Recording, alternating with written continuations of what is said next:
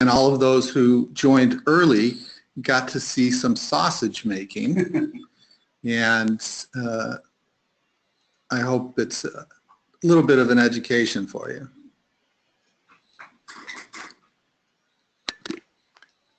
Okay, it's 3 o'clock Eastern. So, welcome everyone.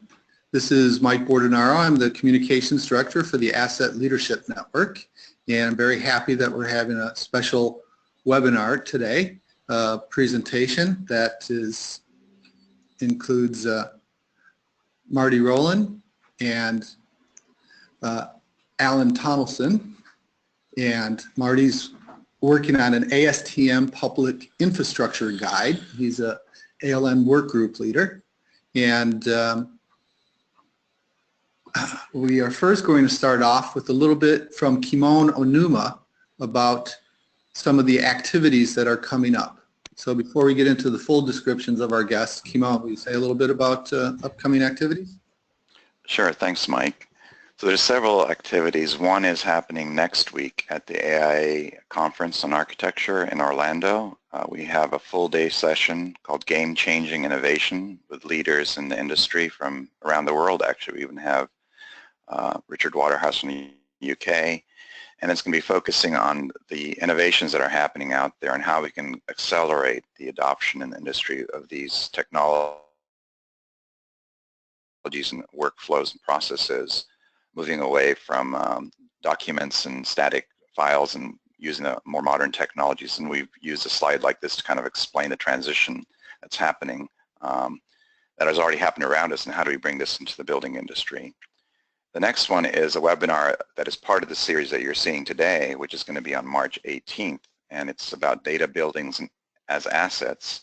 We have Finance Jernigan going to be talking about a case study from his new Big BIM 4.0 book, Dara Duragi from Project Frog, who just came from a several-year work in Shanghai working on Disneyland there. He's going to be giving us some examples of that, and myself, I'll be talking about from the Building Smart Alliance thought leadership perspective, open source tools and how we can share resources in the industry. And James Salmon will be looking at it from a legal and a contracting perspective, looking at IPD. This is one of Dara's slides, but he's going to be showing some specific images from the projects in Shanghai called Field Notes from Shanghai. It's going to be a very dynamic, quick-paced webinar, so that's just a teaser to what's coming up in this series in a few weeks in May. Thanks for joining us. And thank you, Kimon, for your continued sponsorship of the webinar series. So our first guest is Alan Tonelson, and he's the founder of Reality Check. It's a blog where he expresses some of his independent economic policy analyst opinions. You might have seen him as a commentator on CNBC, CNN, C-SPAN, the John Batchelor radio show. He also is a columnist for the New York Times and has written for the Washington Post and others, and he has been a congressional expert on numerous occasions, so thank you, Alan. And Alan is going to be talking about the recent Government Accountability Office report on trade agreements. So that came out in February 2017. And what are some of the important aspects of this report? Well, first of all, Mike, thank you very much, and thanks to the whole network for the invitation.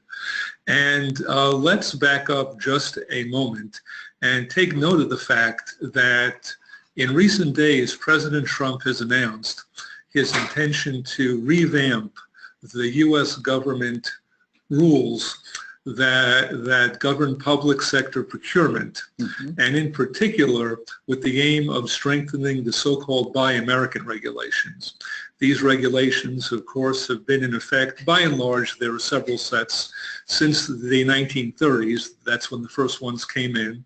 And the intention is to make sure that when U.S. taxpayers spend money to finance government purchases of goods and services, that this money gets spent on products and services that are made in the United States by American workers.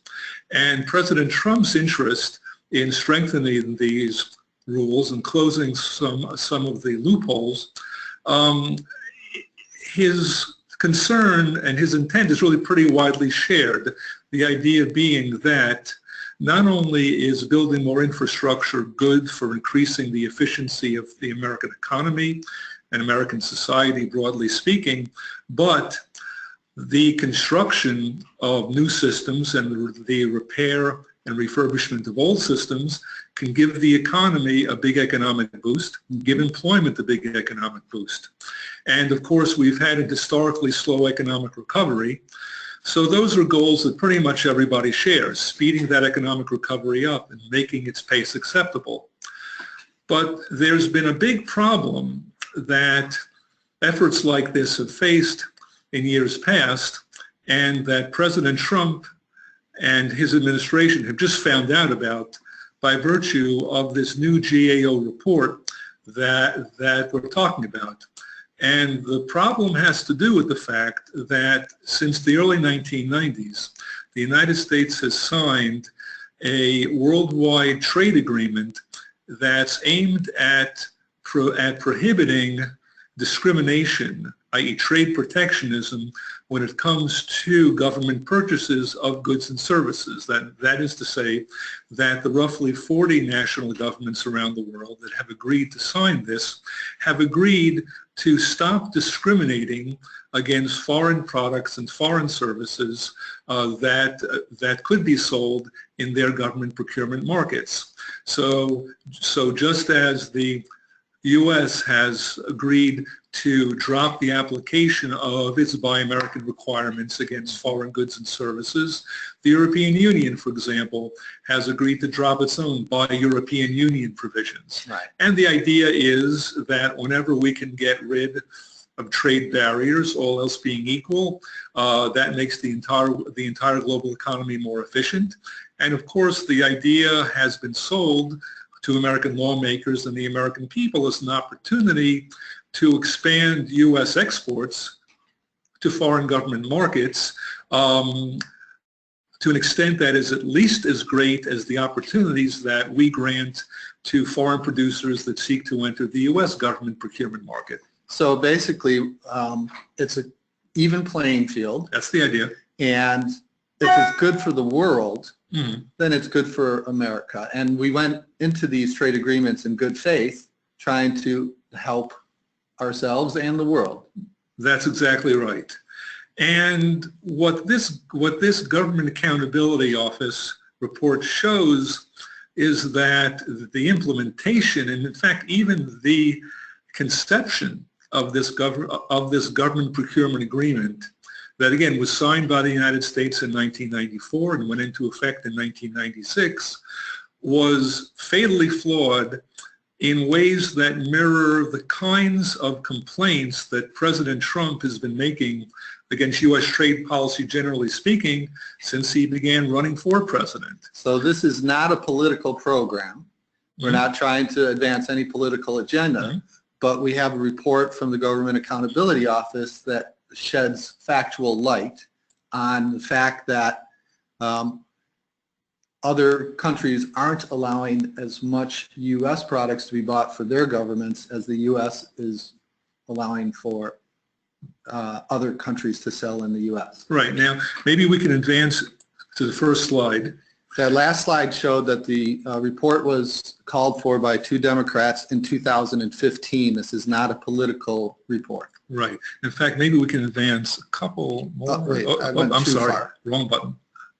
This, Right. Well, actually, let's start with that previous one, Okay. because it's a chart that's intended to show that the idea that U.S. trade policy could use some improvement, that there's room for improvement, is not coming at us from planet Mars, from just a few cranks, or even an unexpectedly successful presidential candidate. And what this chart shows is that the growth of the U.S. trade deficit during this currently, during this current historically feeble economic recovery has subtracted total American economic growth by hundreds of billions of dollars in real terms. We're talking about 2009 dollars. So the short bar that is on my left shows the cumulative growth that the economy has achieved since the middle of 2009, when this economic recovery began, through the end of 2016. And it's just below $2.5 trillion. The middle chart shows that the growth of the overall U.S. trade deficit, which at the end of 2016 hit in real terms about $560 billion, reduced that cumulative growth by about 9.7%, meaning that growth would have been 9.7% greater, which is to say about $240 billion greater, had the trade deficit simply stayed where it was. We're not talking about reducing it, eliminating, just that it stayed where it was, the economy would have grown by $240 billion more. Now, the final bar, the tallest bar, shows us that U.S. trade policy deserves a lot of blame, because what it does is it strips out trade flows in oil, which trade negotiators almost never talk about, and it strips out trade in services, where trade liberalization has advanced only very modestly. So trade negotiations have had a very modest effect at very best. What it shows is that the growth of this non-oil goods trade deficit in real terms has reduced total U.S. growth during the economic recovery by more than 17.6%, which is to say more than $440 billion. Even worse, all of this growth has been in the private sector, or virtually all of it, and it's growth that could have been achieved without increasing the U.S. federal budget deficits by 1 penny. Okay. So it would have been growth that was generated by production, not by more debt accumulation. All right, so let's very quickly say, sure. What that means is if more was made in America during the past 9 years, we would have had a stronger recovery. Exactly. And because the trade has not been necessarily even, and that is shown in this next slide, we have not gotten a full recovery. And this ties to infrastructure because if we're going to be making a big spend on infrastructure, we should say buy American, which is a sustainable activity. You want to buy as close to the place where you're going to be using it as possible.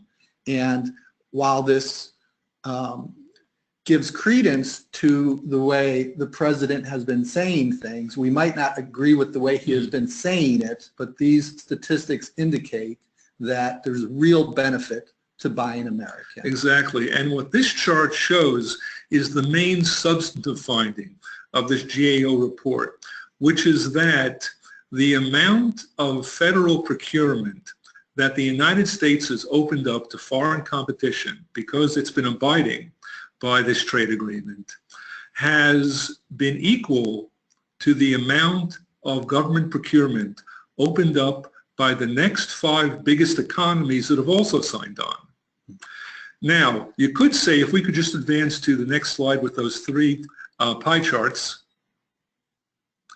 you could say, well, that's because the U.S. economy is so much bigger than everybody else's, even though the European Union's economy is about as big as ours. But if you look at these charts, what this shows is that the share of U.S. government procurement that's been opened up to foreign competition has been much greater than the shares of the Japanese economy or the South Korean economy. In fact, as you can see, the pattern of openness is practically inverted. And that should be completely unacceptable. But there are more important findings bearing on trade policy that have also been uncovered by this GAO report. And what it shows is that by so many vital measures, U.S. trade policy is not following best practices. For example, this is the first serious, I should say, attempt by the U.S. government to evaluate the results of this trade agreement. It's been in effect since 1996. No one has thought to ask the question, how are we doing? How are American producers actually faring in foreign markets? In fact, this agreement was signed, as this GAO report shows, without any common agreement on even defining government procurement to start with. And some of the data in the report says it's not full and it's not robust. That's right. But the indicators are clearly there. And this reflects something that the Asset Leadership Network advocates, which is the use of ISO 55000 asset management system, which says there should be measurements in place to indicate the success or failure of the asset, the use of the asset. And if this trade agreement is an asset, we should have had something in place like this from the beginning to indicate what's going on. Right. You want to have to know how well you're performing. You have to be curious, and there's been no curiosity showed by the U.S. government, whatever, until Senators Merkel and Baldwin asked GAO, let's find out how we've been doing. And the answer has been totally unsatisfactory. So what I'm hoping very much is that President Trump, who I know is actually now aware of the results of this study, recognizes that although there may be lots of reasons to open up the U.S. government procurement market wider to foreign competition, abiding by the terms of this global trade agreement covering government procurement is not one of them. And in fact, the way that I see it is, until we get convincing evidence that foreign procurement markets have been opened much wider and at least as wide as this country's market, President Trump should decide that he can, in fact, and should discriminate against foreign products to the greatest extent possible when planning and putting into effect new U.S. government infrastructure programs. And we hope that's done in a intelligent and thoughtful manner, as opposed to just a reactionary approach. Well, we certainly have to keep in mind that there are some times when there are valid reasons for using foreign products. For example, but actually we need to move on. Sorry. So, yes, there are times using foreign products is important, but perhaps we can ask them to make those products in the U.S. That would be a terrific idea. That's an idea you gave to me, so I was just reflecting it. So now we're going to be focusing on Marty Rowland. And one thing I forgot to mention is that Marty and Alan are both on the Board of Trustees for the Henry George School of Social Science. Right. And while I'm setting up your slides, Marty, will you introduce yourself a little and talk about the school? Okay. My name is Marty Rowland. I'm a professional civil and environmental engineer, and I've been working, this team that I'm on with the American Society of Testing Materials, ASTM, on public infrastructure management. We've been working on this for about 2 years now, a little bit less than 2, but we saw a need for a guide that would be would allow public executives, such as mayors, county executives, governors, to have a tool by which they can manage their infrastructure and being transparent about it. So the next slide down. Let's see if we can get the next slide up. Hit the down button. Oh, this one. There's a little. There's still that 10-second. No, we're not onto it yet. So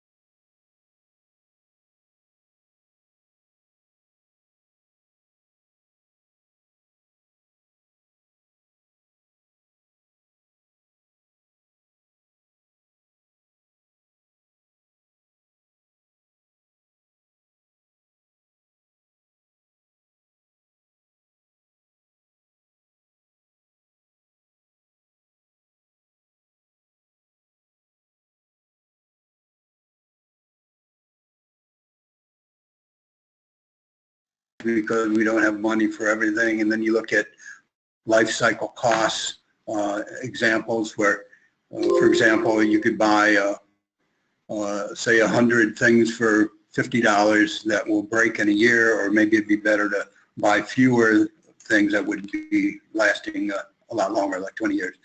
So those are the kind of decisions that would be looked at in all these various 15 types of infrastructure. And then we'd have the public engagement, here we go, public engagement component. And then we'd get feedback from the public on what they think about what the mayor just expressed. And then we'd go into a very very complete assessment of what the decision is, what we need to do in the coming year. So let me start off the presentation by why ASTM. And the first slide after this is, this is like the content of the talk, the origin of the guide, and the 300-year continental European tradition. Yeah, just have to keep on hitting it. The accountable public executive, the infrastructure types, the we've got a few more things coming up. Okay, public engagement, paying for infrastructure, and the last one is a possible use of the guide. And this is where I'm going to tie in with what Alan just spoke about, an idea for advancing manufacturing with infrastructure.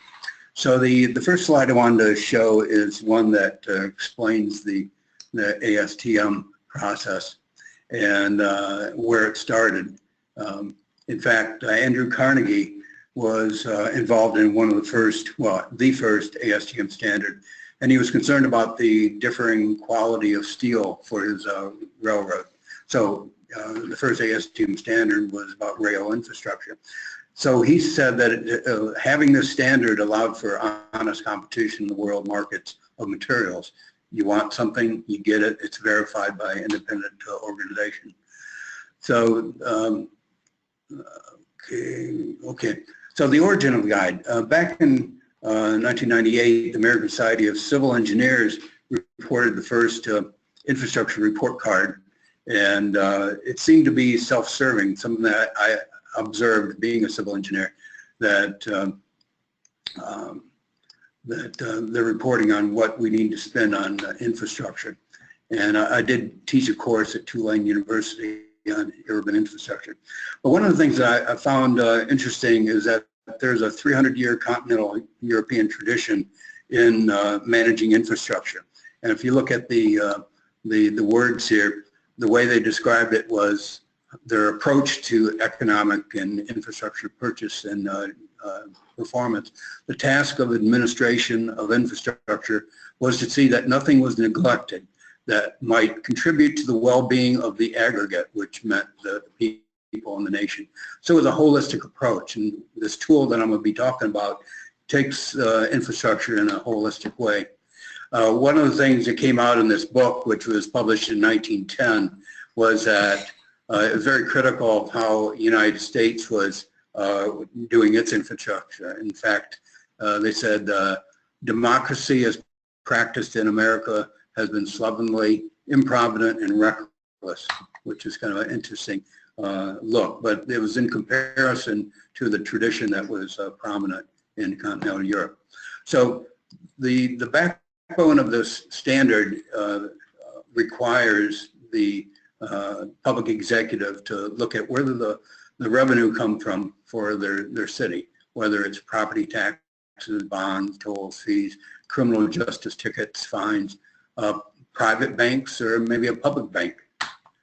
And so then on the other hand, you got outlays. So what we're doing is looking at both of them: public services, capital investments, construction, maintenance, pension, salaries, all those things that you have to pay for if you're going to have a city that's worth living in.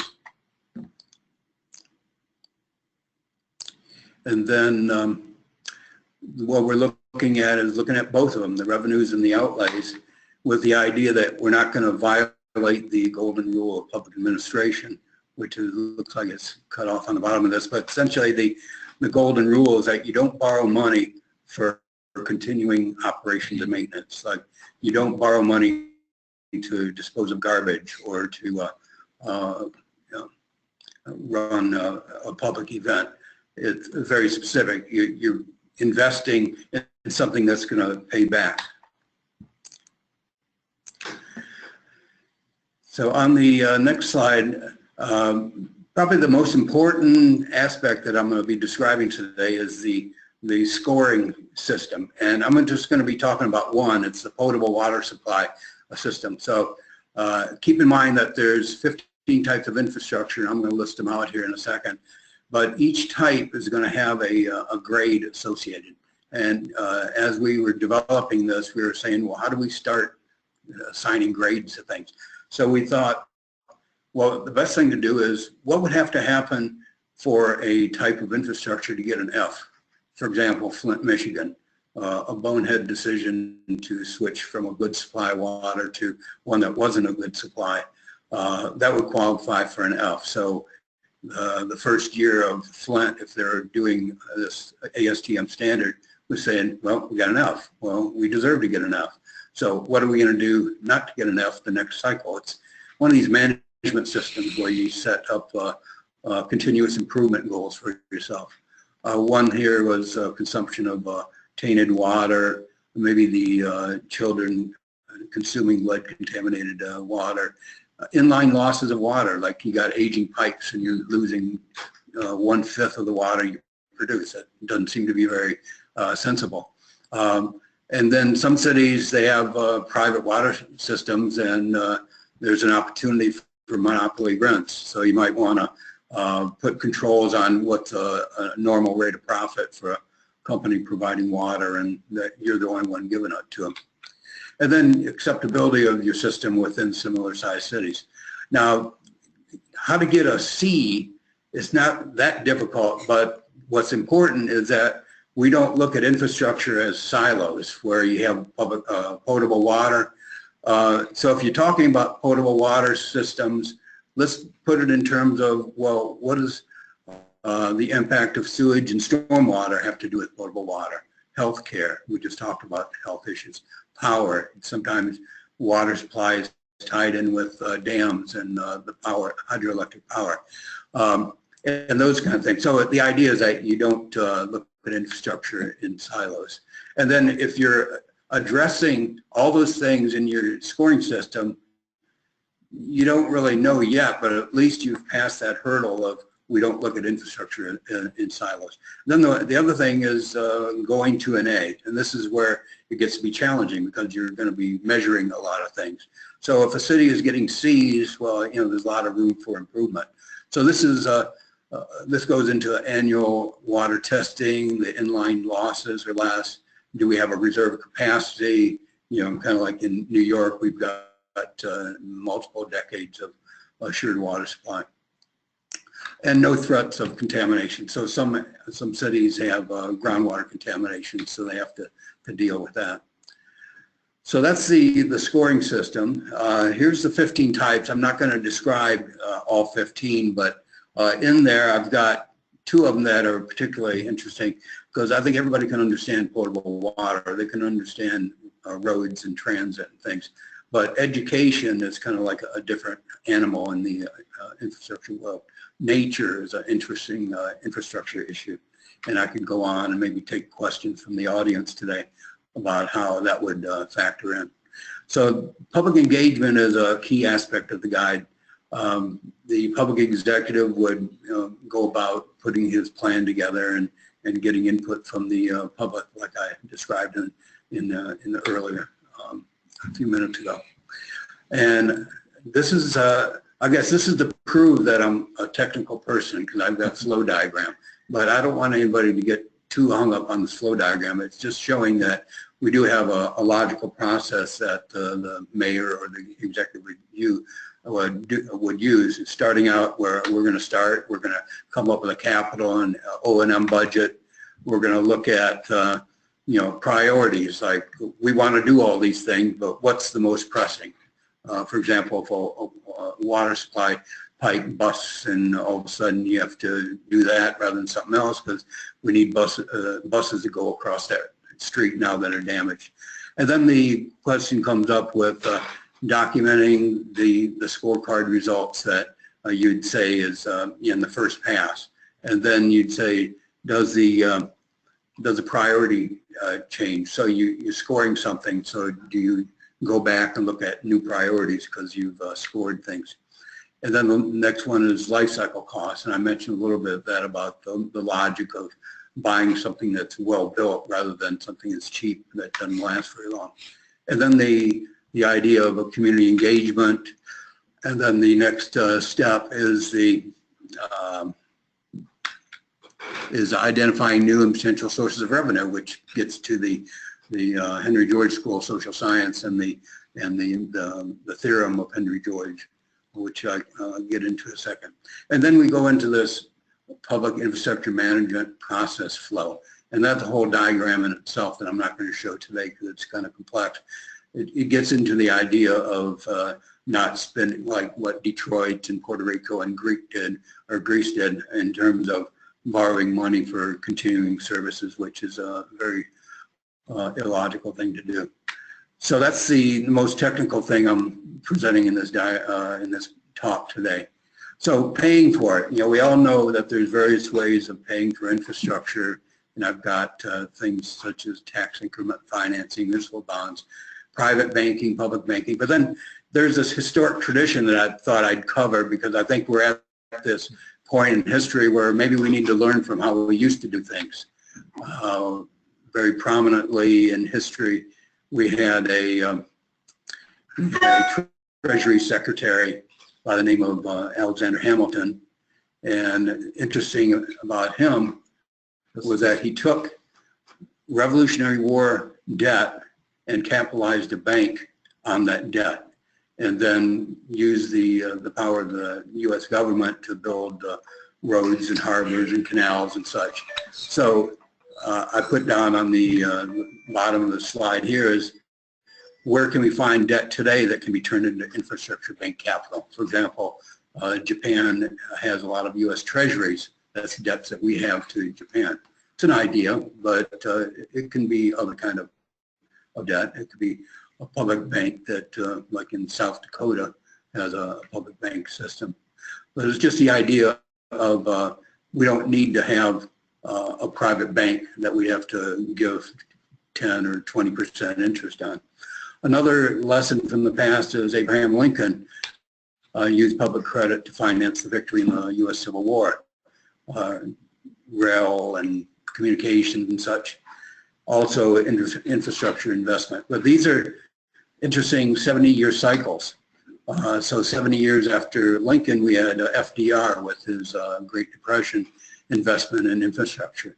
There's people that needed to go to work, but what happened in that period was infrastructure that's still standing today that we're using, major infrastructure investment. And if it weren't for the 30s investment, we wouldn't have had the arsenal of democracy that was used to win World War II.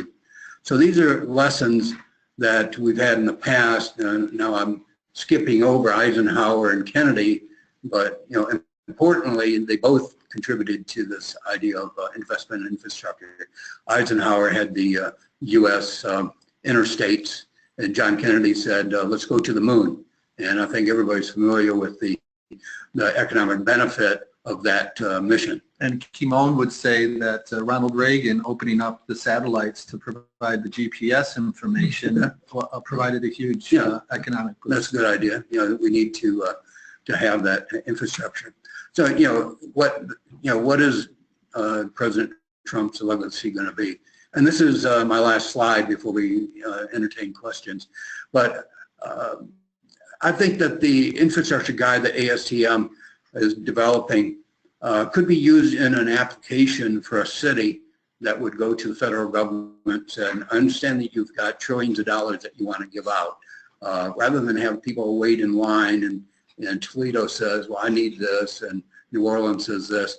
I thought, well, why not go to the Rust Belt, the area that was prominent in the election of President Trump, and implement a system where, let's say, Detroit, Ann Arbor, Chicago, Fort Wayne, Columbus, Cleveland, just a suggestion, where they put in a joint application filling out the tool that I'm talking about, this infrastructure guide, demonstrating that they're worthy of the money for the infrastructure. And it might be high-speed rail, it might be roads, it might be communication, it might be investment in automation so we can bring factories, it might be somewhere else to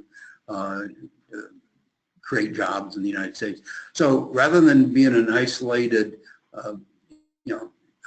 let's build infrastructure, for example, $1 trillion, we could spend $1 trillion filling 20 billion potholes.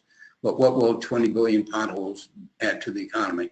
Nothing. So it's like, if you did something like this, this circular area that I've got in the Midwest, just the increase in the activity of this this region would repay the infrastructure that they just installed. So, and this gets a little bit to the Henry George theorem, which I briefly mentioned. The idea is that when you create centers of economic activity, those cities, for example, Manhattan, the value of the land goes up, and the value goes up because of the investment in infrastructure and such, which was all paid for by citizens, workers, and such. So a landowner, for example, doesn't really have can't claim to own the increased land value, and that's an idea of another way of financing infrastructure.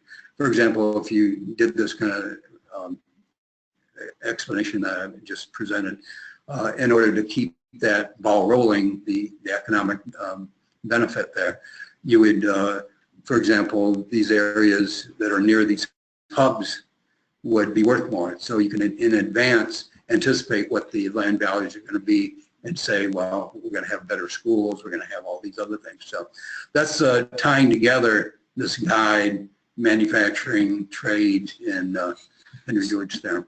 Okay, so how would you tie this to the ISO 55000 asset management system? Okay, that's a good point.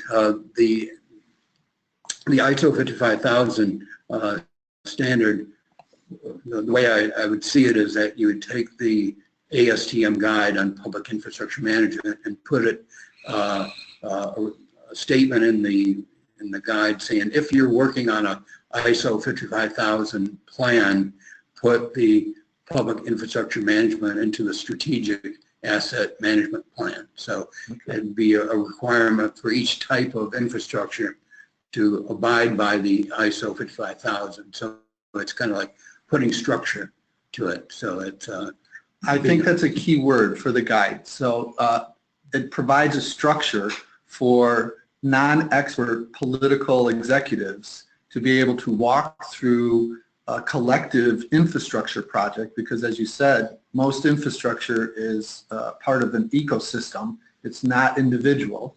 And you extended further that it's not for just one place. Usually a infrastructure involves a lot of other places, and by having the guide, people can approach a complex subject in a step-by-step manner and achieve big things together. Yeah, and I think one concrete example everybody is aware of are these bridges to nowhere. Some senator says, I need a bunch of jobs, so they build a bridge, and you go to the other side and there's nothing there. So why would you build something like that? So if you had this process, you would say, well, is there something on the other side of where this bridge is going to go? And no, well, okay, well, let's don't do that. That's the kind of discipline that we're trying to install in the system. Excellent. And that discipline reflects what both of you do at the School of Social Science. So can you talk a little bit about how a disciplined approach to infrastructure spending is in line with what you're doing at the school? Well, Henry George was certainly a very big proponent of the role that what were called public works back then could play in achieving the goals that he held so dearly and that were so widely held then and still are, making the economy more productive and therefore enabling it to provide greater and more widely shared economic opportunity. That was why he wrote his famous book, Progress and Poverty, back in the late 19th century. That was the whole purpose. He felt that a key to financing public works to achieve those goals was essentially introducing a taxation system that could fully capture the value of the land that had until that point been pretty much appropriated by private individuals for private gain. So one of the things the Asset Leadership Network is trying to do is help people understand a new way of understanding the value of their assets. Mm-hmm. And this is totally in line with very much. And the guide really doesn't specify, oh, you must follow Henry George. It says, have you thought of this as an option? I've got a colleague that often goes to other states in the Northeast, advising them on how to implement a land value tax, land value capture system. Mm-hmm. And what he's hearing is that they have no other options to go. People are all taxed out. So they're finally going to the point of going to the landowners and saying, it's time to pay up. There's no other source of revenue to pay the teachers or fix the streets and such. And in fact, there's one more crucial point, and that is that George was proposing to tax the land itself, not whatever productive uses the land was put to. So that was really the grand scheme to incent more productive activity, less speculative activity. Yeah. And one of the things I like about the guide is there's guide for different funding mechanisms. We're not saying any one thing has to be done, but you have an array of mechanisms. Yeah, and that's kind of like what we call the democracy assistance tool aspect of this, is that if people want to give the land owners a break, then okay, well, acknowledge it. One of the things that a report about New York City, for example, that was done with Henry George School, was the vacant land in I think it was just Manhattan. If you properly taxed the vacant land in New York City, you'd have an extra $1 billion a year. So what can you do with $1 billion every year? Well, I think I heard schools might need to be improved. We need new prisons because we're shutting down Rikers Island. There's a lot of things, and maybe we spend $1 billion on each 15-year cycle. We spend $1 billion extra that we wouldn't have had. It's just this idea that why do you have a political system that allows for speculative activities? Well, there's an infrastructure that could use some improvement, and we have a question from one of our listeners, actually James Salmon, who is a lawyer who will be speaking in one of the future episodes, asks, what legal framework will we use to procure the new infrastructure? Can the federal government modify our broken infrastructure procurement rules and regulations? Alan, I think I guess what I can speak to most specifically would be the intention that's been expressed by President Trump, and actually by a lot of other folks who have been looking at these Buy American regulations.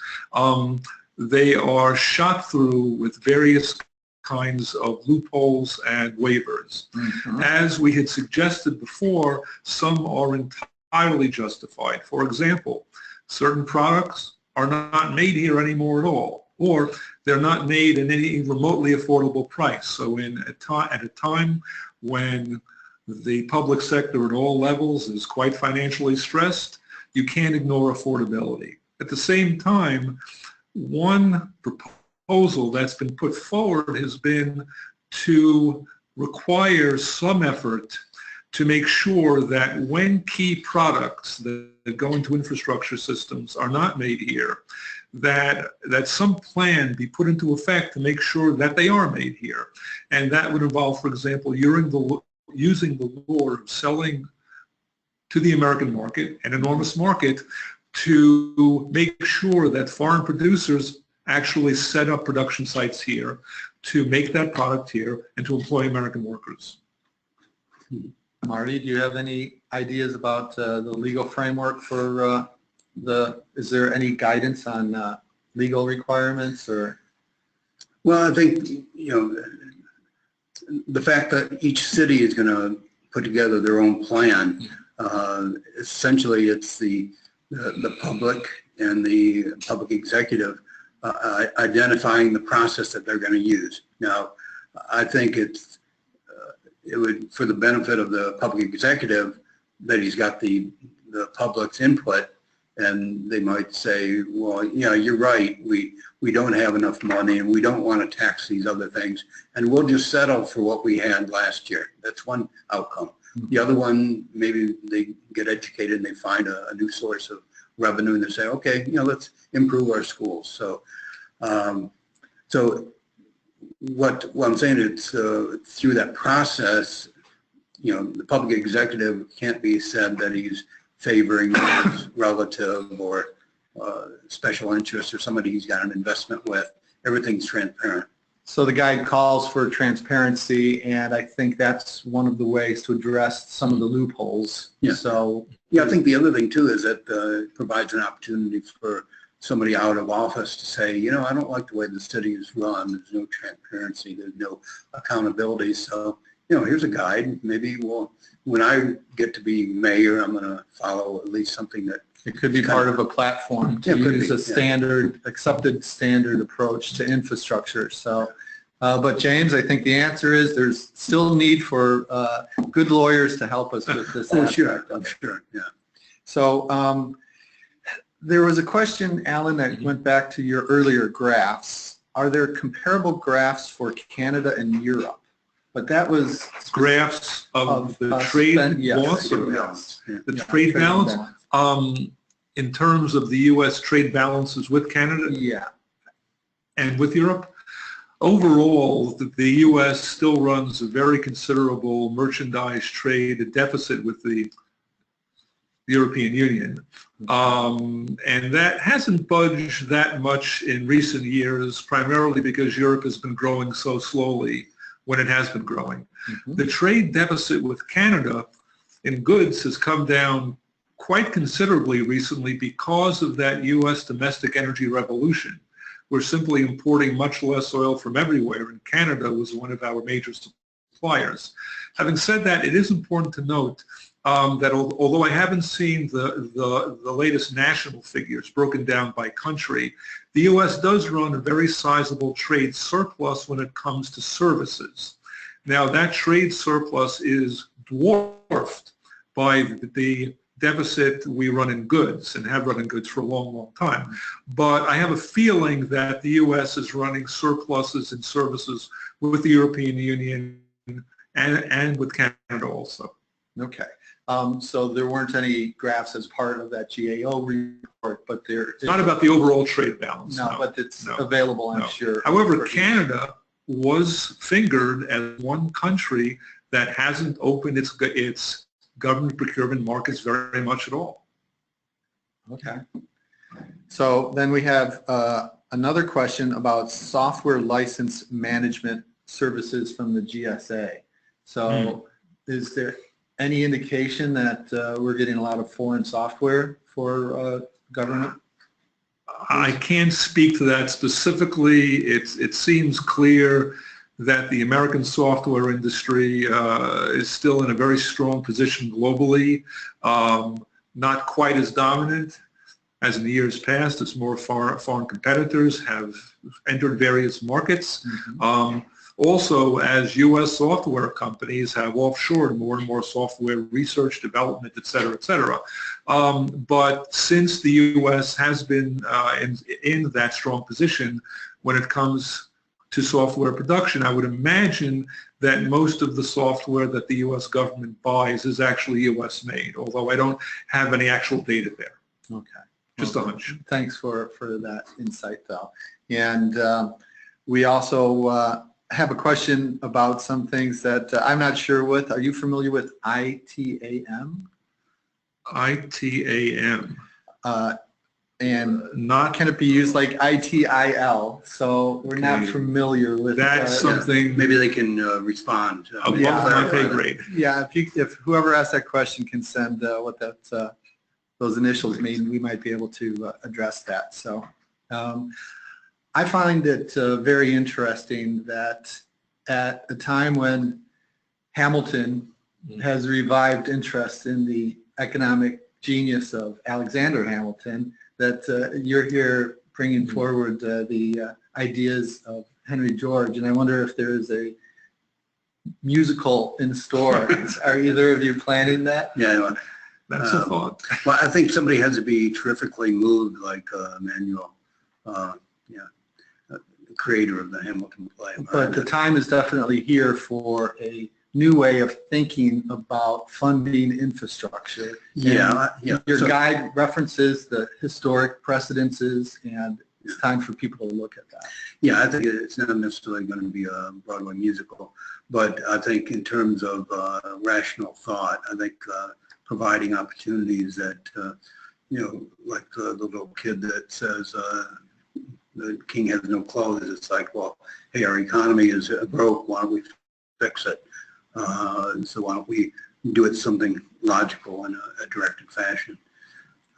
Okay. So James Salmon has added some more to this. He's saying the interesting. federal acquisition regulations mandate hard bids, but hard bids are not best value. How do we incentivize procurement on a value basis rather than on a hard bid, lowest cost basis?